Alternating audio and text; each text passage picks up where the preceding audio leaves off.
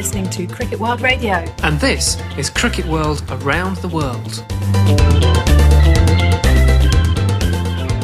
Hello and welcome to Cricket World Around the World. I'm John Pennington. I'm joined by Jim White. Hello, Jim. Hello there, John. It's been a very busy week as ever. We're going to have a bit of a chat about some international cricket, some domestic cricket. We've got a few interviews coming up as well. Let's start then by looking back on the England-Sri Lanka series, a draw in the final test at the Rose Bowl, but plenty of praise coming in for the pitch. It was a difficult game for the groundsman, wasn't it? It was, in that there was, I think it was a world record number of on and off the field problems. I mean, in that the covers on and off so much, it was just one of those ridiculous days. As soon as people went out, everyone was ready.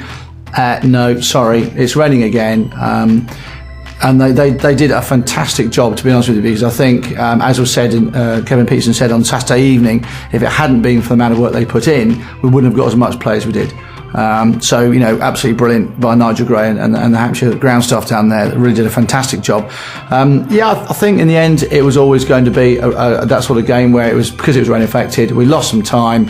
And although possibly the breaks could have been managed a little bit better by those in power, we might have got more cricket.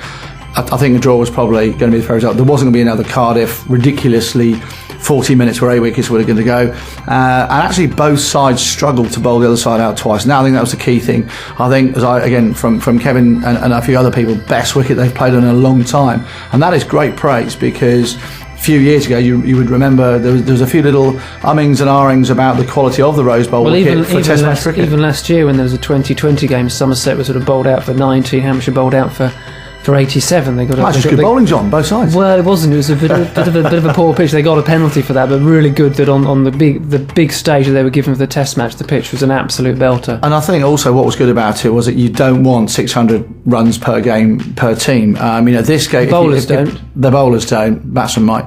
But the point here is it's a cricket wicket. It doesn't need to be high scoring to be a good game of cricket. Every run counts, and that really means that people with, it relies on their technique. They have to play well and have to step up to the plate. You can't just expect to have a flat track and just play through the line of the ball. You've got to think about it. And really pleased for the guys who did make runs. And I think probably a little note there for KP himself, who's been through a bit of a lean patch to come through it. And of course, that is ex-home ground, if you like. Indeed, another man performing very well on his ex-home ground was Chris Tremlett, so well played to him. England, therefore, took the series 1-0. A fair reflection of the series. Andrew Strussell said it, the series never really got going, but they did enough. Yeah, they did. Difficult, wasn't it? Take away that mad 40 minutes in Cardiff, and all three games were going to be a draw. We know that Sri Lanka struggled because they were missing Murathan and Malinga. Well, they've retired, so we've got to get used to it. They're still missing as a bowling attack, and I think that that until they replace them in a way that's even half as good as those two, then they're always going to struggle. England, I think, with Anderson back, just short of match practice, didn't really, hit his straps. But as you say, Tremlett came in, first man on the honours board at Rose Bowl at his ex-home county again. Great for him. And I think England are, as an early season Test series, I think it's not a bad place to be. There's a few people have got their, the batters have got a few runs, bowlers have got into their stride, and it bodes well for a decent series against India. And well, you mentioned the India series there. In the build-up to that series, Andrew Strauss is going to be making a one-off appearance for Somerset. Jim's shaking his head, so I'll let Why can't I play instead then? If people just chop and jump around counties, I don't think you're in Test contention, Jim. I'm afraid. Oh, that's true. That's true. Seriously, what do you make of that? Is that the right move? Well, it's come about because there isn't enough county cricket for the counties for him to go back to Middlesex and play for Middlesex prior to the Test match, and this is again back to the scheduling of all cricket in the UK, and again it needs to be looked at. It's another reason this has come up, because whether it was Andrew Strauss or anybody else that was out of sync, then what do you do? The answer is you can't go and play one days, which is what Middlesex do have, a lot of CB40 games and some 2020. No good for Test match cricket. So, the question there is, does the structure support the national team? The answer probably is no, it doesn't. It's too busy trying to look at itself and how to make money than support. As for him wearing Somerset colours, or will he wear a Middlesex shirt? I don't know. No, I would imagine he'll wear a Somerset shirt, because effectively he's on loan. I mean, we've seen some. What do you think about that? You're a bit of a Somerset backer there. We turn the table. Well, to be honest, a tour game. Yes, it's great to see the Indians coming to Taunton, but it doesn't really matter. Obviously it does more for the tourists than it does for the counties. So I don't have a problem with it myself. Some say we're never going to play their full team. Yeah, no. Marcus, there's this great thing. Yes, it would be fantastic to see Marcus Trescothick and Andrew Strauss opening the matting once again, but I don't think it will happen because I suspect Marcus Trescothick as a captain will take a break, but I may be proved wrong. Or maybe a young player who could have had a chance to play against India now won't get the chance. Possibly, but I'm sure this debate will sort of run as this sort of season. He's also in a no-win situation here because, if he makes runs, well, of course he's going to make runs. If he doesn't make runs, well, he's got to go back and play Test cricket. He's in worse form. He got 150 for Middlesex against Sri Lanka and then got to 27 in the whole series. So you're right, he is almost setting himself up for a fall. Let's move on to a very different format. One-day internationals. This is in the West Indies taking on India. A very good fight back from the West Indies. They won the final 2 matches in that 5-match series. India, however, winning 3-2 as world champions. What was your sort of take on the end of that? Yeah, I think I said it previously. In that, again, West Indies don't come out of the blocks very quickly here. So it takes them a while to get into the format. Who's in the team? Because names come and go. And when they do start to get a bit settled, and they've lost the series, then they start to relax a bit and enjoy their cricket and start playing nearer their potential. Again, it's happened. The series has gone, and they've a great fight back and played, really well. I think there may be a small percentage would say that India have taken their foot off the gas, maybe, but they still would want to win because there's a bit of pride out there. But the West Indies guys have set up to the plate in this instance, and again, individuals have really taken upon themselves to make a case for being included in further matches. Yes, I mean, there's no doubt the West Indies played very well, but for me it really highlighted that India, they played a lot of players who won't be sure of their place once the series is over, so they really perhaps didn't feel comfortable going out there expressing themselves, like playing within themselves, but say, I've got to get some runs and keep my place. So a little bit of an element of that almost on the obverse for India there. Now, off-field issues, unfortunately, still dominating the headlines in West Indies cricket. The latest is that the West Indies Cricket Board have published a letter that they've posted to the West Indies Players Association, basically alleging that President of the WIPA, Dinath Ramnarayan, using abusive and threatening language in a meeting and possibly threatening the chief executive with a chair, which is... with a chair? It's just almost... It is unheard of, isn't it? Ridiculous as well. I have no idea what's going on. It's something else that probably didn't even need to come out or to be published. It has been. What's the point of it? And it's just people just trying to use levers, I think, to try and either get rid of a person, be it a player or a non-player. And West Indies, unfortunately, the last few years have been through a number of these scenarios where someone said this, someone said that, someone's done this. They've got to get it sorted out. And I know a lot of ex-players we know they've been talking more recently about the film Fire and Babylon, about the history of West Indies cricket and why they came to be so strong. I'm sure some of those guys are rolling their eyebrows, or rolling their eyeballs, in fact, because you can't roll your eyebrow, to get these guys to play proper cricket. The better players should be playing, get them back in there, and they need some strong management. I don't know who can do that for them, but as soon as they sort it out, the better. Yeah, it's a big job, but they really do need to get Chris Gale back into the side, or at least back in a position where he feels he's able to go back and play international cricket. Now, Jim, both of us have been sort of out and about this, so we'll start with you. Where have you been, and what have you been up to?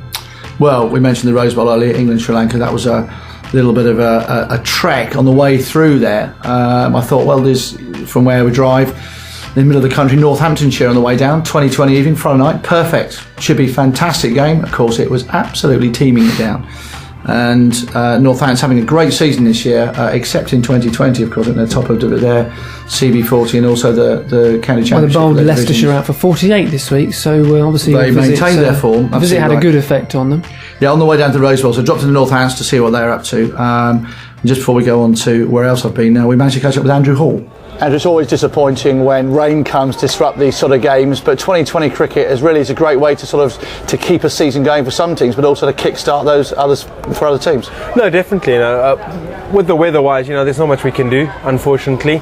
But when other teams are managing to get games in and you're getting rained off, it puts you in a bit of a position. But at the moment, not much we can do. It's going to be here for the day. We're going to have to work hard and get ourselves back on the horse, so to speak, and really start working, to get ourselves back into a quarter-final position. So for a lot of sides, 2020 cricket comes at a good time in the season. How would you assess the first part of the year for Northampton's cricket? So far for the year, we've had a brilliant year. We're first and second division championship. We're first in the CB40 competition.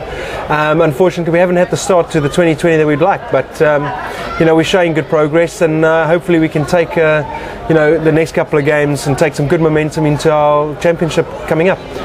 And again, for a lot of counties, a nice mix between experience and youth, and that's something that's working very well here. Very well. We've got a couple of really good youngsters coming through that's shown a lot of potential.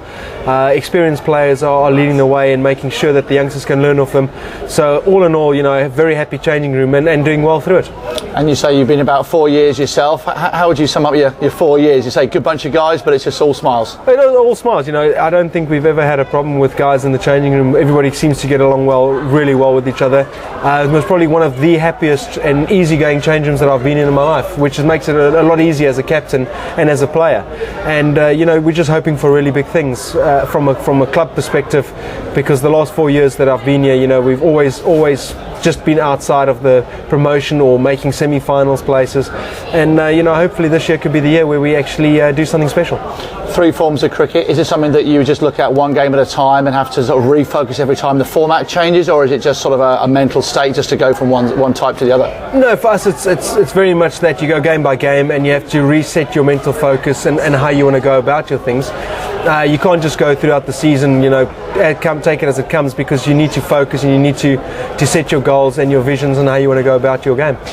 Okay, just to finish off with 2 little questions for you. You're going to cast your mind back now throughout all your cricketing career. If you were to think of one match you've been involved in that you just thought, what a special game of cricket for a number of reasons, anything that springs to mind? I think obviously, for any South African, the 438 game is right up there, which is an unbelievable game, special as you can ever get. Out of a position where nobody gave us the opportunity to win, we managed to pull a win out of it. That was a real special game.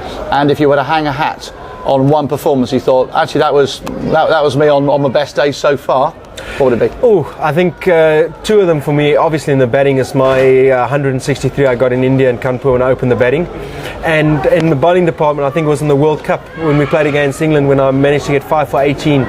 So I think those 2 are the 2 performances that really stick out for me. There's still a lot more left in you. Just one word, you mentioned India there. England, of course, have India coming up later in the summer here. What sort of things, if you were advising England to how they should play against India, what would it be? Well, obviously India quality outfit. They've played really well over the last couple of years, and I think they've got their key star players. I think if you manage to get their key star players, under the cosh, and you keep them under pressure by getting them out cheaply and putting them under pressure, that's one way of really negating how well they do play. Fantastic. Listen, well, thanks very much for joining us. Wish you luck for the rest of the season. Thank you very much. Great to hear from him, and what I like about it, you can still hear he's so passionate about his cricket. He's played in some of the great games. He mentioned his was it 400 millions each. I mean, what a game of cricket, just to be part of it. Can you imagine that? Another 4, another 6, and they're going to keep going. It's almost and back then it was unheard of, and I think teams are still struggling to come anywhere near it these days. So the good bunch of characters. Shame the game has rained off. Would have been nice to catch up with the other players there, Niall O'Brien and Mal Loy, who we know have spoken with us previously, and they were already out of the ground as soon as the covers were anywhere near the pitch. But that's a Friday night for you in Northampton. But yeah, Rose Bowl next. 2 good days down there. One was very wet and dry. Sunday was good afternoon's cricket on Sunday, and again the crowds turned up for it, and that was a nice thing. I think the first couple of days, as anywhere, most Test matches struggled at this time of year to have a decent crowd, but good crowd, good support, and good cricket. So that was pretty tidy. And then this week we've been to Marlow, which is just outside Henley. Royal Regatta coming up, of course, pretty soon, for a day of corporate cricket, where some players that haven't really played a lot of cricket but now just work that is their life, had the opportunity to play with and against Devon Malcolm, Gladstone Small and John Embury, and some very interesting turns of phrases from some of the players when they realised that Devon Malcolm was running off a slightly longer run than they'd expected. All had a great day. Some great stories from Devon again. Once again he recounted his 9 for 57 at the Oval. But people haven't heard it before from Devon, and what did he feel like was when he went through that? Obviously John Embury and Gladstone as well in great form, and they really fit into this sort of cricket. They like a few drinks and like to socialise, and people like to sit and talk as we're talking now. What was it like when you were playing? So all good. And then most recently the British Universities and Colleges Sport Cup final at Wormsley, Sir Paul Getty's picturesque ground in Buckinghamshire. Wonderful setting. Again, the weather this week, we know, has been absolutely horrendous. It just tipped it down until 1 o'clock, and then all of a sudden it was blue sky. You never thought you'd get out on the pitch, and I'm pretty sure I'm right in saying 7,000 pints of water were taken off the covers by the blotter and the like, and how they got played, goodness knows, but great effort by the ground staff. And in the end, Cambridge MCCU beat Cardiff MCCU to take that trophy. And a good day's cricket. Sun came out, and Rob Willie, man of the match, batted really well, and all credit to them. So University Sport is strong and moving forwards. Yes, rain very much the theme of the last week, and I was allowed out last week as well to go and watch some polo. Goodness me. Funnily enough, and they did play in the rain, and a fantastic day it was as well. Take your wellies, did you? I didn't, but I got away with it. And but I was able to catch up with an absolute legend of the game. It was a real privilege to speak with him, Farokh Engineer. We start off here, we're just talking about polo, but do keep listening, because he's got some fantastic views on India, the World Cup, and Mahendra Singh Dhoni. Farokh, it's great to see you looking well. What brings you here to Binwell Heath Polo Day, sponsored by Grange Hotels? Friends. I'm friends with the Grange Hotel. Tony, Raj and Harp very kindly they usually invite me for the Grange Hotel functions, which I thoroughly enjoy. And polo is not an event you watch very often, certainly not in Manchester, where we live. So it's lovely to come down here, support the Grange Hotel group, and enjoy the delicious champagne. Absolutely, and unfortunately the weather hasn't really been with us today, but something as you mentioned there, you live in Manchester, play for Lancashire, not something you're unused to, is it? The weather's perfectly all right in here, Absolutely. I watched a bit of the polo, and I was talking to somebody who's a polo player, one of the girls sitting there, and I was trying to find out some of the rules of polo, and she said, would you believe it, that 90% of the people that play polo do not understand the rules. Wow. I said, that sounds like cricket to me. Well, they were saying earlier that there's only really one main rule. What a contrast to cricket when there's so many different rules, strategies and tactics going on. Yeah, I know. I think George Bernard Shaw came out with the best definition of cricket. So one fool throws the ball, another fool hits it. And the greatest of all fools who goes and fetches it. That's why perhaps I chose to be a wicket keeper. Talking to people who aren't fools on the cricket team, the Indian cricket team at the moment, World Cup win, where were you watching? Well, I was watching on television, unfortunately, but I'm looking forward to seeing them in person when they tour England. A tour of England is never easy, so they've certainly got the work cut out, but I'm sure they'll do very well. They'll do much better than the Sri Lankans have done, It's a shame. A lot of politics have been, involved in all that, but India have a very good side. They're on a roll at the moment. England have been playing some very good cricket too. So I think we're going to see some very absorbing cricket between the two countries. And can I press you for a prediction for the Test series? Well, may the best side win, I think. Having played for India, captain India and all that, my heart is still with India. I would certainly fail the Norman Tebbit test, I think. But you know what that is? Yes. Yeah, it started with me, in fact. Wow. We're playing in Stoke. Bill Cash was an MP and John Major was there. And Norman Tebbit asked me, India would about to tour England. He said, Farokh, who are you going to support? I said, well, I have to say India. I was captain of India, played for India all my life. But I'd like to see a good series. And may the best side win at the end of the day. So he turned around to John Major and see, John, Farokh Engineer lives here but still supports India. Well, and finally, as yourself, captain, wicket-keeper, just a word on the rise of Mahendra Singh Dhoni. He's a great guy. He reminds me a lot about my younger days, and I'm very much looking forward to seeing him. I'm at a function on the 20th of July with him, and he's just a great guy. He's just a cool guy, and as I said, reminds me so much of my younger days. We get along great. When he came to England for the first time, we worked out a few things, wicket-keeping wise and all that, and he listens. He's a very intelligent boy, and he's a very good captain. His thinking is very sharp. He picks up things very quickly, and he's a pretty lucky guy too. So and he's a great guy. So all in all, he's a good captain, and I'm glad he's there. Yeah. Farokh, thanks ever so much for your time. Enjoy this summer, and all the very best. You're always welcome, buddy. Of course, Farokh himself was very much a pioneer and wicket-keeper in his own era. Really interested to hear his thoughts on Mahendra Singh Dhoni there. Yeah, Farookh's a fantastic player, and I think he's one of these players that once again, talking about the other legends of the game there, he's very engaging. People, you know, they almost like lean in to listen to hear what he's got to say, because he's been through so much and seen so much cricket over the years. And as you say, to hear his insight into, you know, the more recent players, and of course that role as a keeper batsman, which of course is a number of people have taken on with aplomb. Yeah, great to hear from him. Good stuff. Thanks, Jim. It's time for us to move on now. We're going to finish this week's show with the latest from the ICC. Hello and welcome to ICC Cricket World with me, Jatin Sapru. Exciting stuff lined up for you in the next 15 minutes. First, let's check out what's on the show today. We chat with India's leading pacer Zahir Khan, where he talks about exercising ghosts of the previous editions of the World Cup and winning back the Holy Grail and lots more. Also talking to us will be another member of India's World Cup winning squad, Skipper Dhoni's apparent lucky charm, the mercurial Santakumaran Sreesanth. Also on the show today is an exclusive chat with Ian Chappell, who navigates us to Australia's road ahead after finally losing their World Champions title. But first up, it's Gautam Bhimani bringing us the latest happenings in the world of cricket. Here's presenting our news segment. Pakistan Prime Minister Yusuf Raza Gilani has said that the ICC Cricket World Cup 2011 semi-final clash between India and Pakistan has acted as a catalyst for improving ties between the two nations. Indian Prime Minister Manmohan Singh had invited his Pakistani counterpart to witness the highly anticipated match in Mohali, which India won by 29 runs. In a reception recently held by Gilani to honour the Pakistan cricket team, he said that it was not a question of winning or losing as much as it was to win the hearts of the people across the border.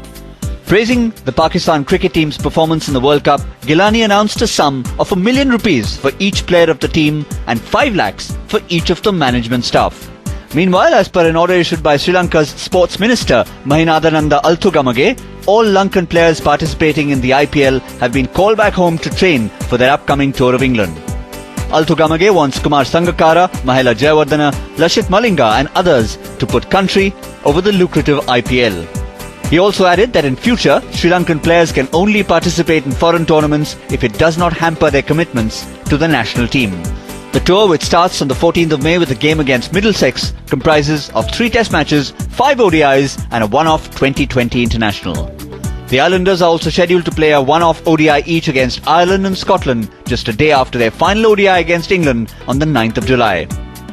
And finally, just days after Bangladesh failed to make it to the quarterfinals of the ICC Cricket World Cup, the Bangladesh Cricket Board has decided to part ways with national coach Jamie Siddons. In an official statement, the BCB stated that Siddons' contract, which expires on the 30th of June, will not be renewed. The board also said that the team had done really well in the past 4 years under Siddons, but it was time to bring in some new support staff. So after a successful stint by Jamie Siddons, it's time for the Bangladesh Cricket Board to find a new ringmaster. But there is someone who's mastered the trade of fast bowling and making batsmen dance to his tunes, Zahir Khan, who played a crucial role in India's World Cup winning campaign. Here is he in a conversation with Sai Prasad Mohapatra, talking of exercising the ghosts of the previous editions of the World Cup. Zach, what would you call it? A poetic justice that the shadow of 2003 World Cup is not going to chase you any longer? Well, I'm glad that I had that opportunity to change things, but I by no means regret the fact that the 2003 didn't go my way in the finals. But it was a great learning experience. I was much more well prepared for the finals in 2011. I felt very, very proud when a lot of my teammates and the support staff came up to me and say that Zach, the first 3 men you bowled, that really tightened the screw as far as Sri Lanka's defeat is concerned, and that's for me is really satisfying as a leading bowler. What would be that interaction or an instance that has top of the mind recall value that you will never forget that moment with Gary?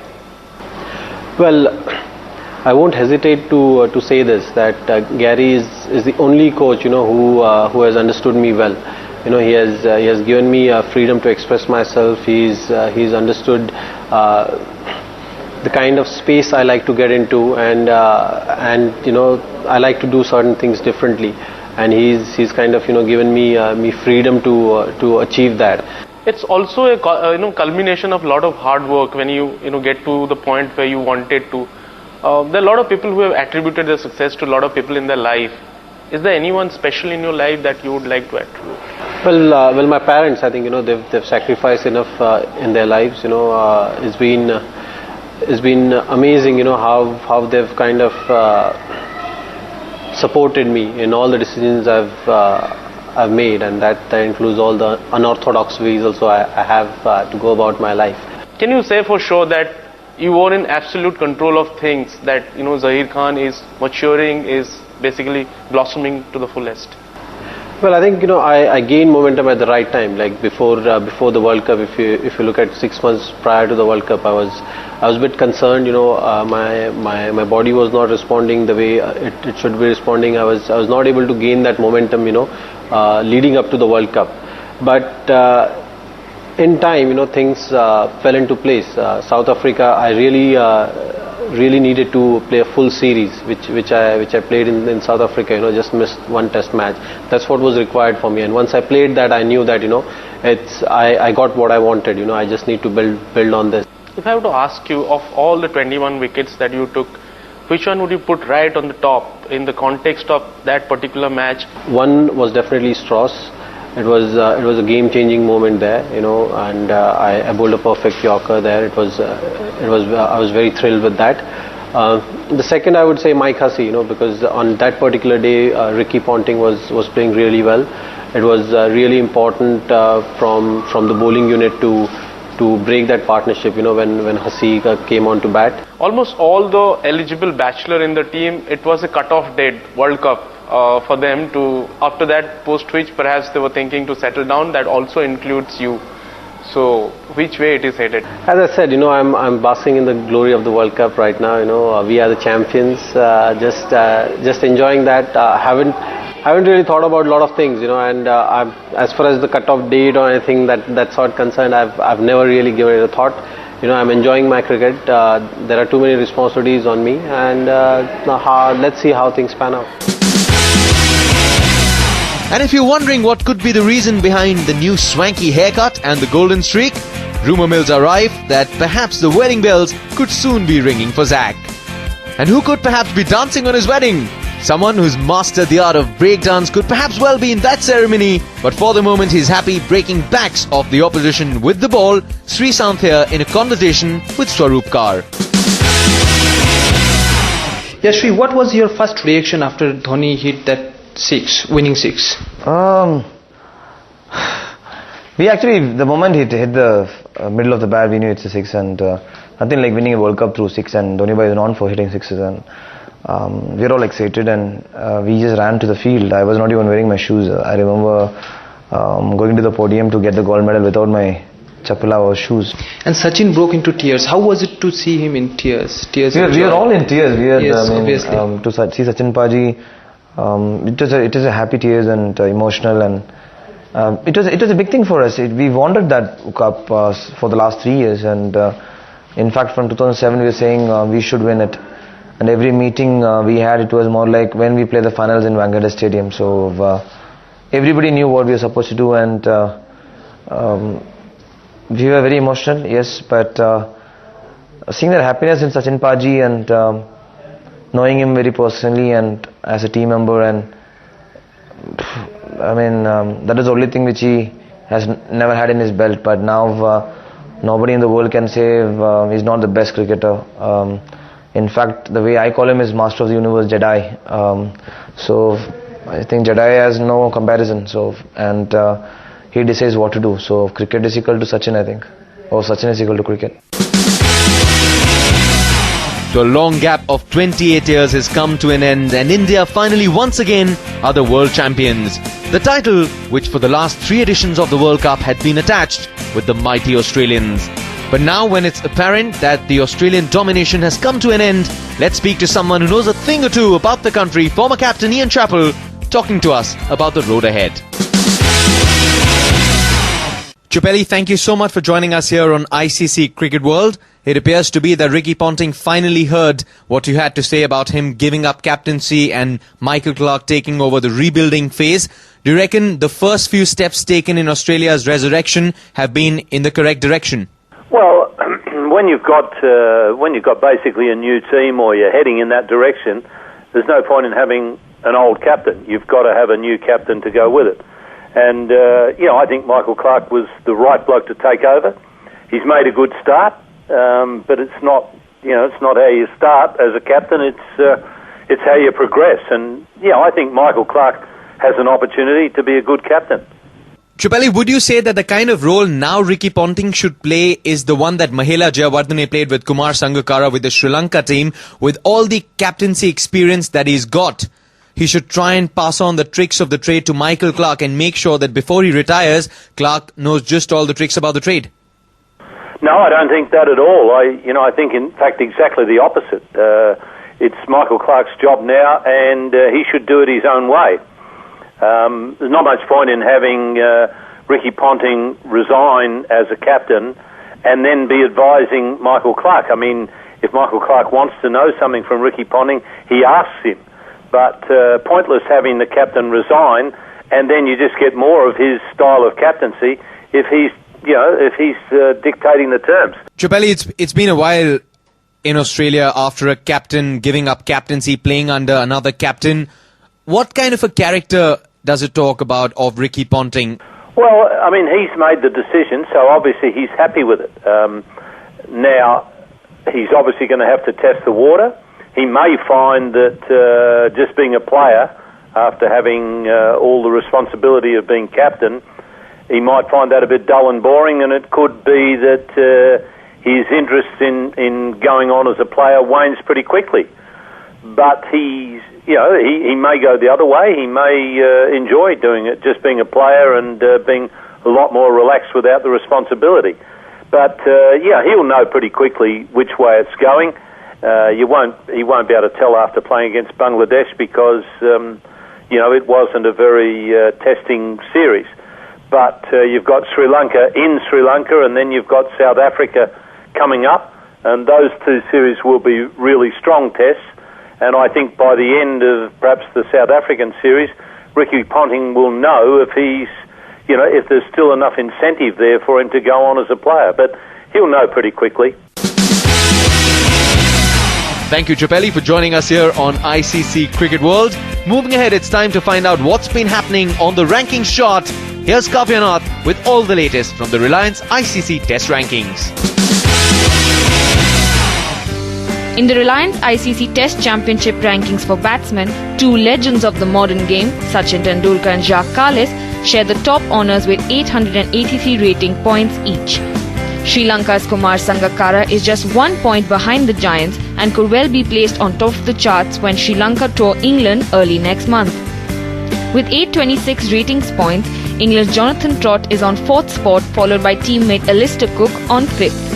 The Nawab of Najafgarh Virender Sehwag is at number 6 with 719 rating points, while Mahela Jayawardene, Shivnarayan Chandrapal, VVS Lakshman and Thilan Samarveera hold the 7th, 8th, 9th and 10th spots respectively. Bangladesh's Tamim Iqbal is at 19th place, is the lone player for his country to feature in the top 20 rankings. Meanwhile, South African speedster Dale Steyn rules the roost in the Reliance ICC Test Championship rankings for bowlers. England spinner Graham Swan and pacer James Anderson are at 2nd and 3rd spots respectively. Morne Morkel is placed 4th in the rankings, while India's Zaheer Khan sits pretty at 5th place. Australia's left-arm fast bowler Mitchell Johnson occupies the 6th spot.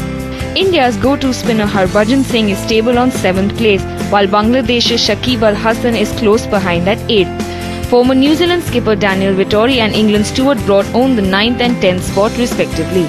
In the Reliance Test Championship, India is sitting at the peak with 128 ratings points, while South Africa are second with 117 points. England are just 2 points adrift of the Proteas and are placed 3rd. Meanwhile, 6 points separate England from Sri Lanka, who are currently at 4th place. One-time world dominators Australia are languishing at number 5, while Pakistan are placed 6th on the table. West Indies and New Zealand are on 7th and 8th respectively. Well, with that, we've come to the end of what's been an exciting 15 minutes of ICC Cricket World. Just a quick update, the next show will bring you more from the Pepsi World Cricket League Division 2, where at the moment it's the United Arab Emirates who've almost cemented their berth in the final. You can catch all the updates of the tournament on icc-cricket.com. With that, it's time for me, Jatin Sapru, to bid you goodbye with a promise we'll see you again next week with 15 more exciting minutes of cricket on ICC Cricket World. Until then, it's goodbye.